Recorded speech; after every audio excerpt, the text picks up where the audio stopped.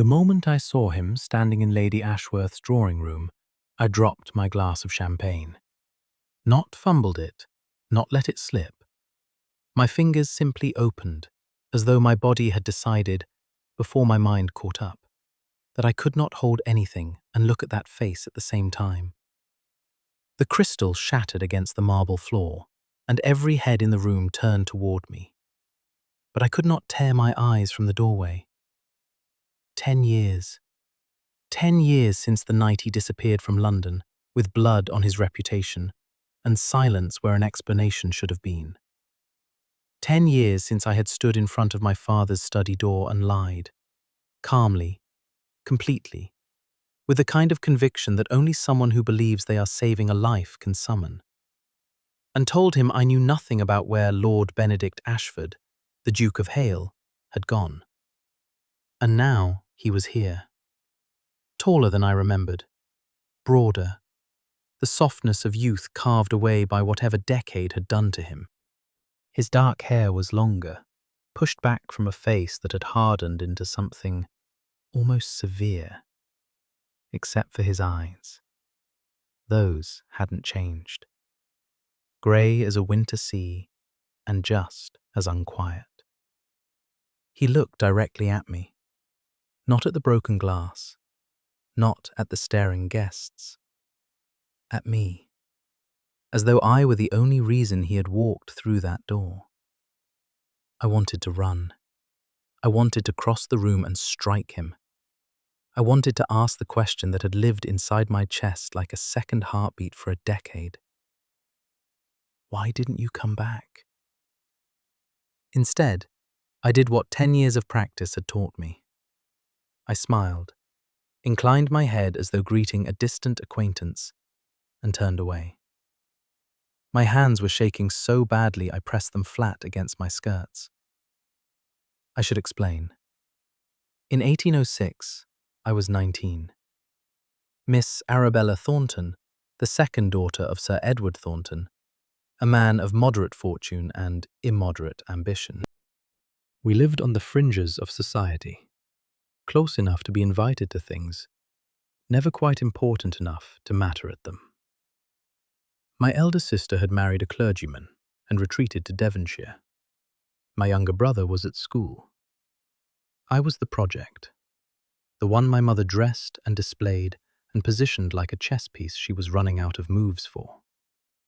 Benedict Ashford was 23, newly titled after his father's sudden death, and already drowning in expectations he hadn't been prepared to carry. We met at a musicale hosted by his aunt. I was seated in the back row because there was nowhere else. He was standing near the window, clearly wishing he could climb through it. He caught me watching him and raised one eyebrow, just barely, in shared conspiratorial misery. I had to press my lips together to keep from laughing. That was how it started. Not with a grand entrance or a dramatic collision, but with a look across a room that said, "You find this unbearable too, don't you?" We were introduced properly by his aunt, who seemed to think that a baronet's daughter was precisely unthreatening enough to provide her nephew with safe conversation. She was wrong about the safe part, but she made the introduction, and that was all it took. Over the weeks that followed, Benedict and I developed what society would have called a passing acquaintance. What it actually was, what it felt like from the inside, was the first time either of us had been honest with another person. He told me about the weight of the title, the debts his father had hidden, the cousin who circled his estate like a vulture waiting for him to fail. I told him about the pressure to marry well, the suffocation of being someone's investment, the way my mother looked at me sometimes like I was a disappointing hand of cards. We never touched. We rarely even stood close enough to be remarked upon. But there was a night, a warm evening in June, at a garden party hosted by the Countess of Sefton, when he leaned toward me to point out a constellation, and his breath stirred the hair near my temple, and I understood, with absolute clarity, that I was in very serious trouble. He must have understood it too, because he pulled back and neither of us spoke for a full minute. That was the closest we ever came to acknowledging what was growing between us. And then, in August, everything collapsed. I did not witness what happened at Lord Pemberton's card game. I heard about it the way all of London did. In whispers, in scandal sheets, in the carefully horrified tones of people who were thrilled to have something so dramatic to discuss over breakfast. The story, as society told it, was this. Benedict Ashford had accused Lord Reginald Vane, his own cousin, the very vulture I mentioned, of cheating at cards. A confrontation followed. Vane produced a letter, allegedly in Benedict's hand, that appeared to show the young Duke conspiring to defraud his own estate's creditors. Benedict denied it. Words were exchanged that could not be taken back, and by morning, Benedict Ashford had vanished from London entirely. Vane wasted no time. Within a week, he was petitioning the courts, presenting himself as the wronged party, positioning himself to claim stewardship of the Ashford estate, in the Duke's regrettable absence.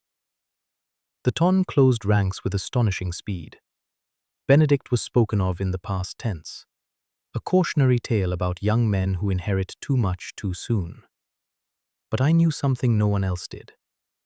The night before he disappeared, Benedict came to my father's house. Not to the front door, to the garden gate. He threw pebbles at my window like a character from a novel he would have mocked, and when I came down, heart hammering, shawl clutched around my nightgown, terrified and furious, he told me the truth. The letter was forged. Vane had engineered the entire confrontation. Benedict had discovered that Vane had been systematically embezzling from the estate for years, and the accusation at the card game was Vane's preemptive strike.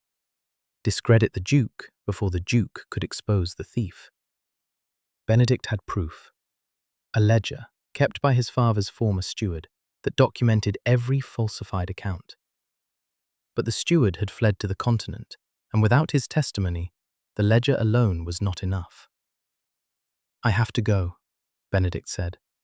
His voice was steady, but his hands were not. We stood in the garden, close enough that I could see the pulse in his throat. "I have to find Whitmore, the steward. He's the only one who can confirm what the ledger shows. If I stay, Vane will have me arrested before I can prove anything." "How long?" I whispered. He looked at me then, really looked at me, the way he had at the musicale, except now there was nothing wry or conspiratorial in it.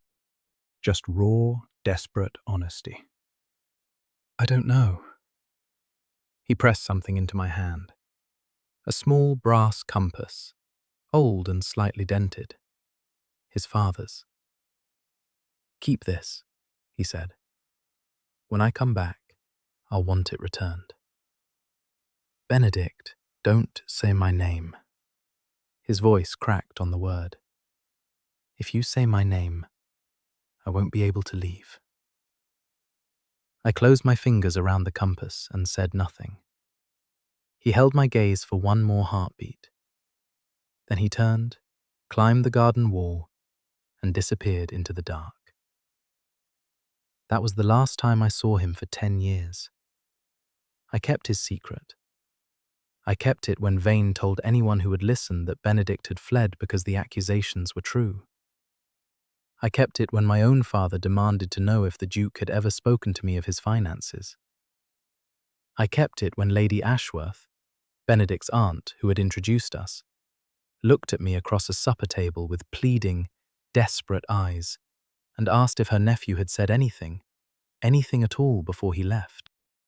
I lied to a woman who had shown me kindness. I looked into her face and told her I knew nothing. That was the moment that cost me the most. Not because it was the hardest lie, it wasn't, but because it was the first time I understood that keeping Benedict's secret meant carrying it alone, indefinitely, with no assurance it would ever be worth what it demanded. The compass lived in a velvet pouch in my dressing table drawer. I took it out sometimes, late at night, and held it in my palm until the brass warmed. It became a kind of anchor, proof that the conversation in the garden had happened, that I had not invented the desperation in his eyes or the crack in his voice. Proof that someone had trusted me with something that mattered. But years have a way of grinding down even the sharpest certainties. By the 3rd year, I had stopped expecting a letter. By the 5th, I had stopped imagining his return. By the 7th, I had begun to wonder whether I had been a fool, whether the garden and the compass and the broken voice had been the performance of a man who needed someone to cover his retreat while he fled debts he truly owed. I never quite believed that, but the doubt was there, and it grew in the silence like mold in a damp room. I did not marry. Not because I was waiting. I told myself I was not waiting. But because the men who courted me felt insubstantial. They said the right things. They followed the proper forms. And I felt nothing. No recognition. No electricity. No sense that they saw me rather than the daughter they were negotiating for. My mother despaired. My father withdrew into his study and his port. I became the spinster aunt, useful, pleasant, increasingly invisible. I was 29 years old when Benedict Ashford walked back into a drawing room, and I dropped my glass. Lady Ashworth found me in the corridor outside her parlour, standing with my back against the wall and my eyes closed, trying to breathe evenly. "You saw him," she said, not a question. I opened my eyes. She looked older too, thinner, the lines around her mouth deeper, but her gaze was sharp and searching. "You knew he was coming," I said. "He wrote to me 3 weeks ago, from Calais." She paused. "Arabella, he has come back with everything he left to find. The steward, the testimony, all of it." My chest tightened so suddenly I could not speak. "He asked about you," she added more softly. "Before he asked about the estate, before he asked about Vane, he asked whether you were well." I pressed my hand flat against my breastbone and said, very steadily, "I do not wish to speak with him tonight." She studied me for a long moment. Then she nodded. But the house was not large enough, and the evening was not short enough. And when I turned the corner toward the library in search of somewhere quiet, he was already there, standing by the fireplace, alone. The compass, my compass, his compass, the one I had kept for a decade, was the first thing I thought of, still sitting in its velvet pouch in my dressing table drawer 30 miles away. "Miss Thornton."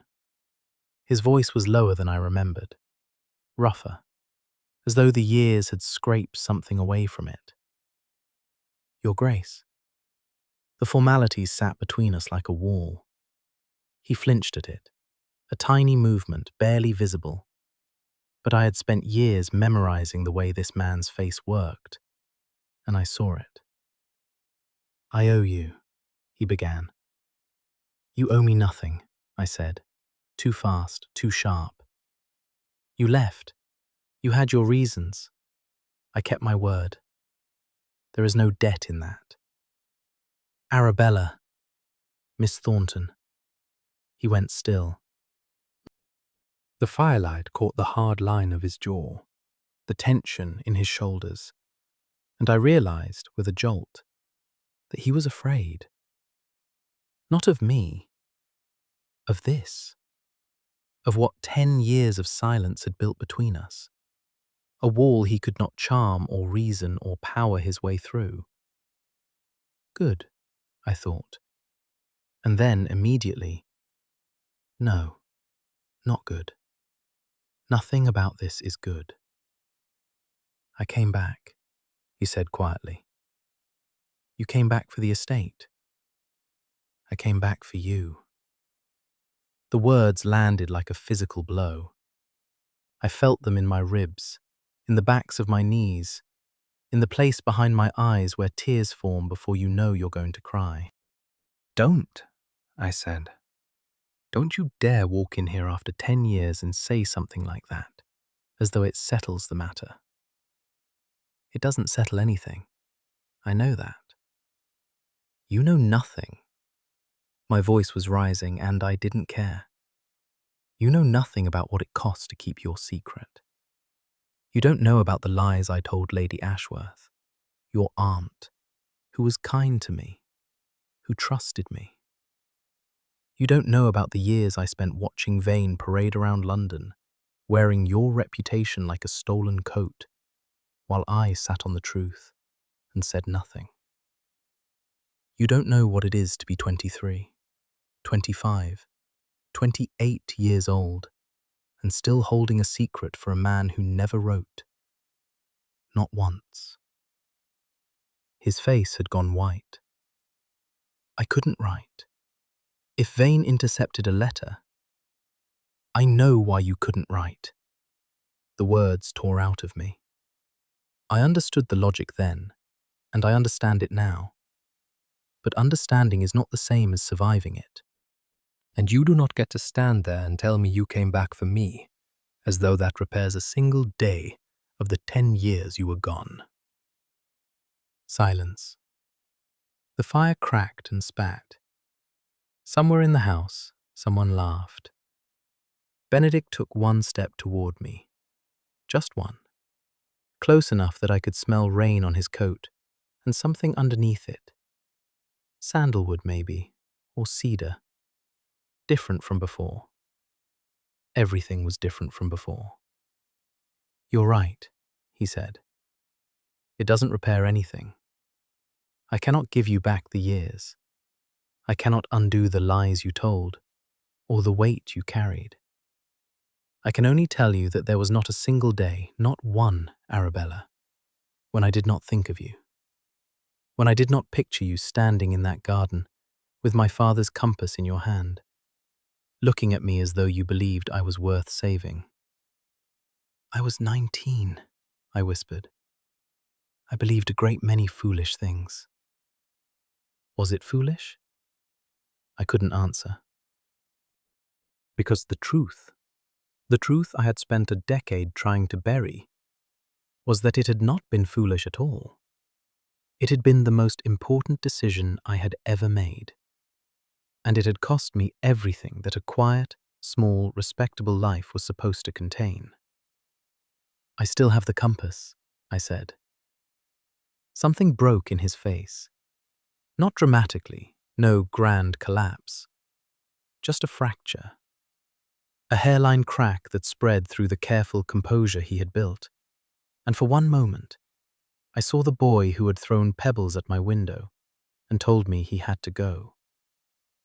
Then I still owe you its return, he said. I looked at him, really looked at him, the way I had not allowed myself to do in the drawing room. The years sat on him heavily, but not unkindly. There were lines at the corners of his eyes, a scar near his left temple that was new. He looked like a man who had been somewhere hard and come back carrying the proof of it. Not tonight, I said. I cannot do this tonight. He nodded. Then tomorrow. Your Grace. Tomorrow, Arabella. I am not leaving again. He said it like a vow, like a man who had spent 10 years learning exactly how much that sentence needed to mean before he could say it. I left the library without answering, but I did not correct him on my name. The next 3 weeks were an elaborate exercise in controlled devastation. Benedict had returned with more than the steward's testimony. He had returned with documentation. Meticulous, damning, irrefutable evidence that Lord Reginald Vane had embezzled more than £12,000 from the Ashford estate over a period of 6 years.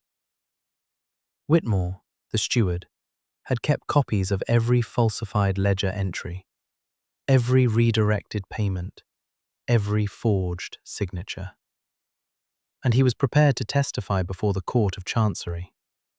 Vane, predictably, was not prepared to go quietly. I learned this at a dinner hosted by the Marchioness of Hadley, one of those carefully calibrated social occasions designed to look spontaneous while being anything but. Benedict was there. Vane was there. And Vane had brought an unexpected weapon.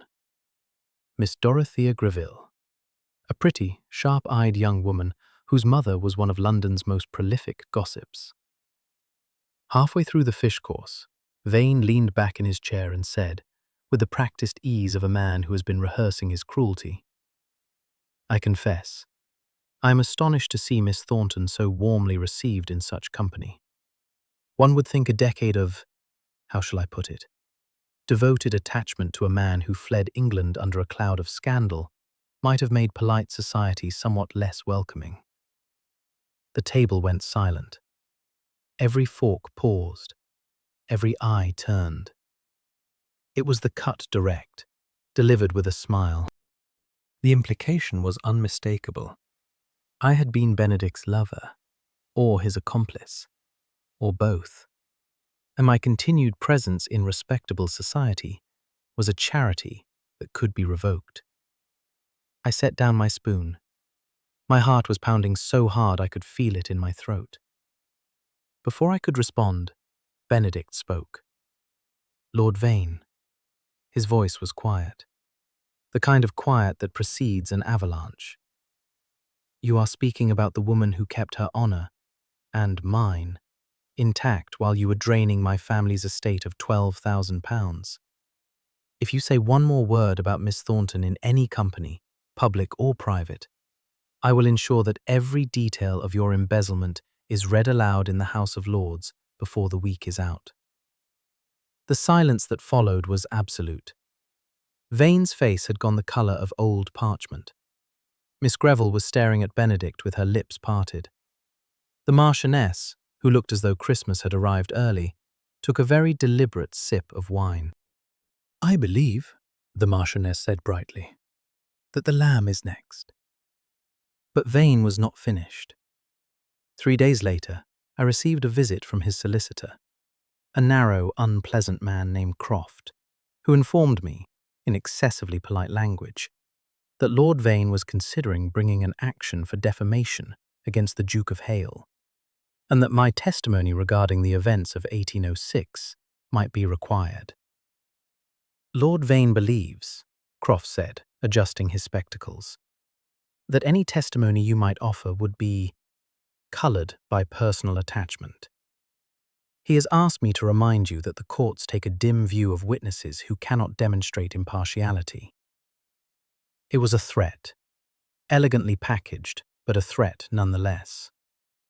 If I testified on Benedict's behalf, Vane would argue that I was motivated by romantic attachment rather than truth, and in the process, he would drag my reputation through every court and scandal sheet in London. I looked at Croft steadily. "You may tell Lord Vane," I said, "that I have spent 10 years being silent. If he imagines that the prospect of gossip will frighten me into another decade of it, he has profoundly misjudged the situation." Croft blinked. Then he gathered his papers and left. When I told Benedict about the visit, in Lady Ashworth's garden, with his aunt sitting at a very deliberate distance on a bench near the roses, pretending to read, his entire body went rigid. "He sent a solicitor to your home?" "He sent a threat wrapped in legal language. It was almost admirable in its cowardice. This is exactly what I was afraid of." He turned to face me. We were standing near the garden wall, the same height as the wall he had climbed 10 years ago, I realized, and the parallel tightened something in my chest. "Arabella, I never wanted my return to put you at risk. If Vane targets you, then I will stand in front of whatever he aims, and I will not flinch." I met his eyes. "I did not keep your secret for 10 years so that I could lose my nerve now." He stared at me, and then, for the first time since his return, he smiled. Not the careful, guarded expression he wore in company, but a real smile. the kind that reached his eyes and softened the severity of his face, and made him look, for just a moment, like the young man who had raised one eyebrow at me across a musicale and made me want to laugh. "You are extraordinary," he said. "You have always been extraordinary, and I was too young and too frightened to tell you so when it mattered." I felt heat rise in my face. Flattery will not distract me from the fact that Vane's solicitor knows where I live. No, but the truth might. He reached into his coat and withdrew a folded document. "This arrived from Chancery this morning. Whitmore's deposition has been accepted. The hearing is set for 3 weeks hence. Once the court sees the evidence, Vane is finished. 3 weeks is a long time for a desperate man, which is why I intend to ensure he has no weapons left to use." He paused. "Including against you." He was standing close, too close for a garden, too close for propriety, too close for two people who had never even held hands. I could see the scar near his temple, a thin white line, old and healed, and I wanted, with an intensity that frightened me, to reach up and touch it. I didn't. "I still have the compass," I said instead. It had become a kind of code between us, a way of saying everything we could not say directly. "I know," he said. "I'm not asking for it back yet." Vane made his move on a Tuesday. I was at the lending library on Hookham's, and I became aware of whispers. Not the usual rustle of social curiosity, but something sharper, more directed. 2 women near the periodicals glanced at me and looked away quickly. A gentleman I vaguely recognized inclined his head with an expression of elaborate pity. By the time I reached home, my mother was waiting in the parlor with a scandal sheet in her hand and tears on her face. The article was unsigned, but Vane's fingerprints were everywhere. It described in lurid and largely invented detail a secret attachment between a certain duke and a baronet's daughter of limited prospects and questionable judgment. It implied that the woman in question had aided the duke's flight from justice and maintained a clandestine correspondence with him for a decade. It stopped just short of accusing me of ruining my own reputation, but only just. "Is it true?" my mother asked. "Any of it?" I looked at her. At this woman who had spent 20 years trying to make me into something the world would accept, who had measured my worth in invitations and proposals, who I had disappointed so thoroughly and so consistently that she had mostly stopped expecting anything from me at all. "I kept a secret," I said, "for a man I believed was innocent. I was right, and I would do it again." She stared at me.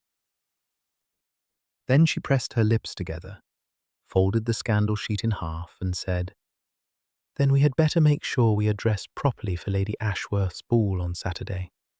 If society is going to stare, they should at least have something worth looking at." It was, I think, the kindest thing she had ever said to me. The ball was Vane's last battlefield, and he knew it. The hearing was 5 days away. Benedict's evidence was iron. Whitmore was in London, guarded and prepared. All Vane had left was spectacle. The hope that if he could humiliate Benedict or discredit me publicly enough, the whiff of scandal might contaminate the proceedings. I saw him the moment I entered the ballroom. He was standing near the orchestra with a glass of claret and an expression of aggressive pleasantness, surrounded by a knot of people who looked uncomfortable, but were too well bred to extract themselves. Benedict was across the room.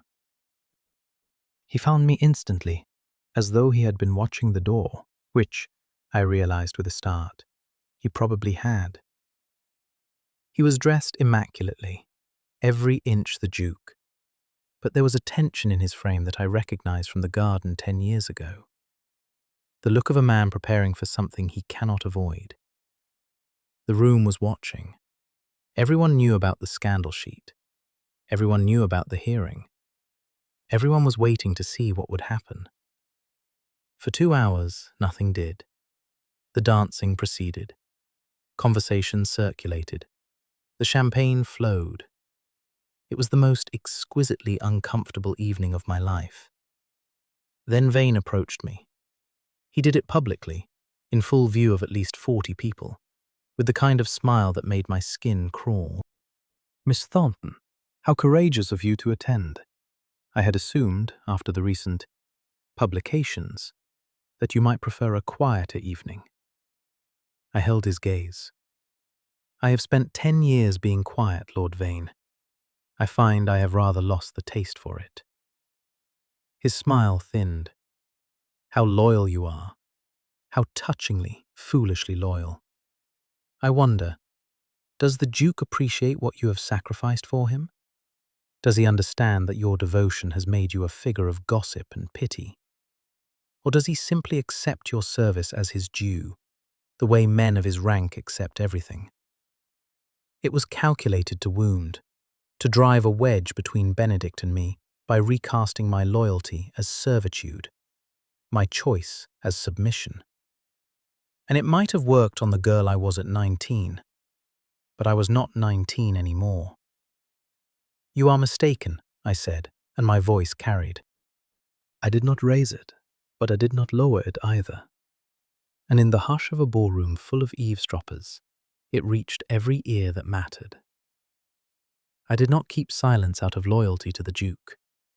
I kept silence because I knew the truth, and the truth does not require an audience to remain the truth. You, on the other hand, have required quite a large audience for your lies. I wonder what you will do when you no longer have one. The silence that followed was the loudest sound I had ever heard. Then Benedict was beside me. Not touching me, not yet, but close enough that I could feel the warmth of him, and close enough that every person in that ballroom understood exactly where he stood. Miss Thornton, he said, and his voice was steady and public and absolutely clear. May I have the honor of this dance? It was not a rescue. It was a declaration. In the language of that room, in that world, a duke asking a baronet's daughter to dance immediately after she had publicly challenged his enemy was not gallantry. It was a statement of alliance, of intent. I placed my hand in his. His fingers closed around mine, and the warmth of his palm against my glove sent a shock through my entire body. 10 years of distance collapsed into a single point of contact, and I felt every one of those years burn away like paper held to flame. We danced, and for the first time in a decade, I was not carrying his secret alone. The hearing took place on a grey Thursday morning in the Court of Chancery. I was not permitted to attend. Women did not, as a rule, appear in such proceedings.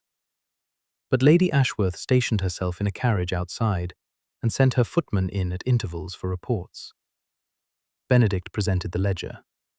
Whitmore testified. The evidence was, as Benedict had promised, irrefutable. Vane attempted a defense. The letters were fabricated. The steward was unreliable. The Duke was motivated by personal vendetta.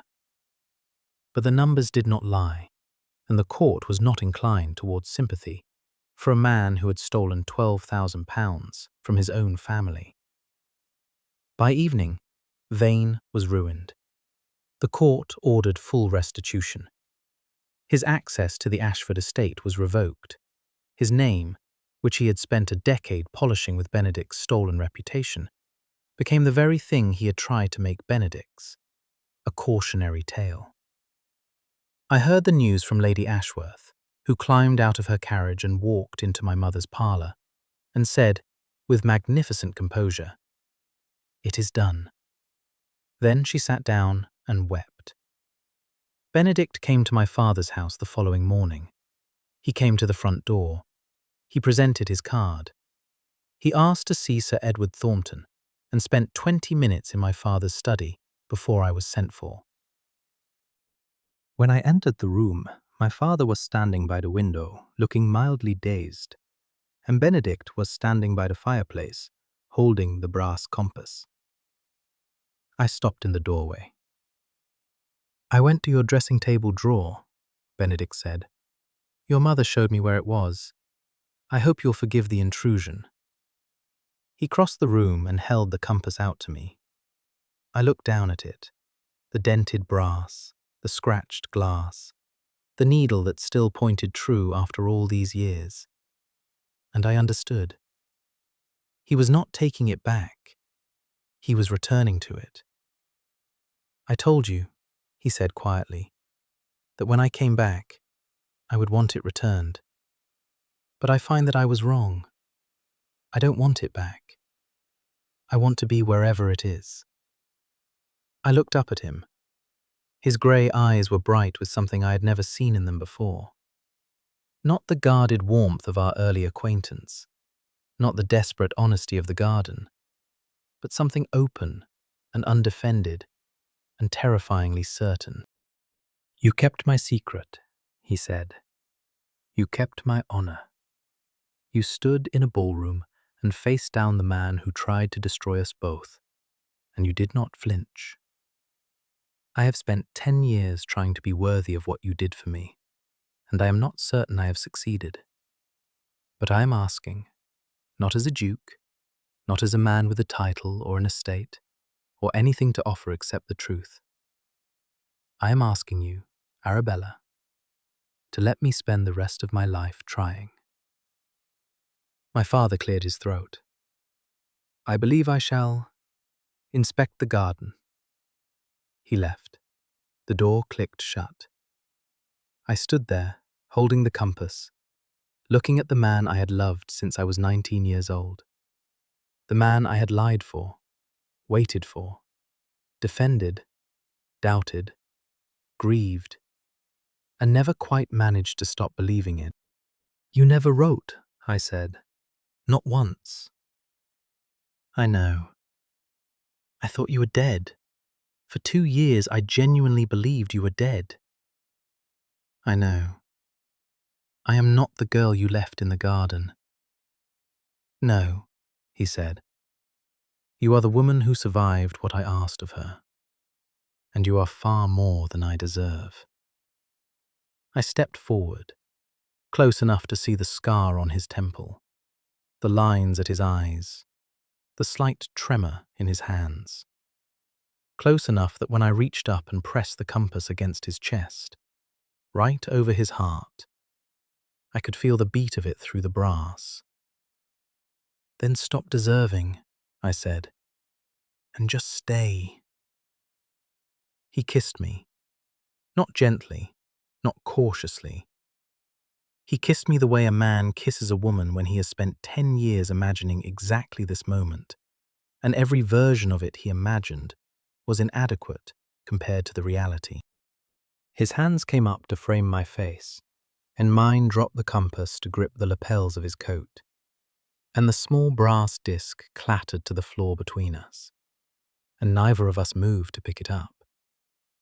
We did not need it anymore. It had done its work. It had pointed true for a decade, and now it could rest. We married in September, in the chapel at the Ashford estate, which Benedict had spent the summer restoring from the neglect of Vane's stewardship. Lady Ashworth sat in the front pew and cried through the entire ceremony. My mother wore her finest dress and told everyone who would listen that she had always known. My father, who had spent 20 minutes alone with Benedict and emerged looking dazed, gave me away with a steadiness that surprised us both. Vane left England. I heard he went to Italy. I did not care enough to confirm it. There were whispers, of course. There are always whispers. A decade of secrecy and a scandalous hearing and a ballroom confrontation. These things do not dissolve quietly into polite memory. But the whispers faded, as whispers do, when the next scandal arrived to replace them. What remained was quieter and harder to see. Two people learning to be in the same room without the weight of a secret between them. It was not always easy. There were nights when Benedict went silent for hours, staring into a fire, and I knew he was back on the continent, chasing a steward through countries that did not want him. There were mornings when I woke reaching for the compass that was no longer on my nightstand, and felt, for one disoriented moment, the old ache of waiting.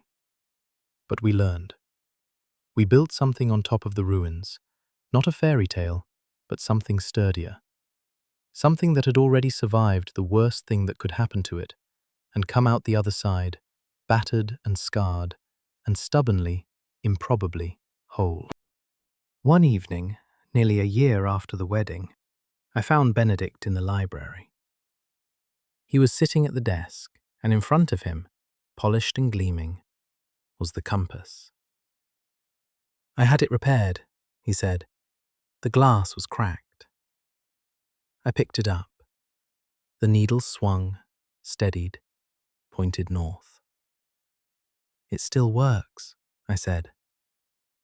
He looked at me. Really looked at me. The way he had in the drawing room that first night. The way he had in the garden. The way he had in the ballroom. The way he had every time the world tried to put distance between us and failed. "It always did," he said. I set the compass on the desk between us.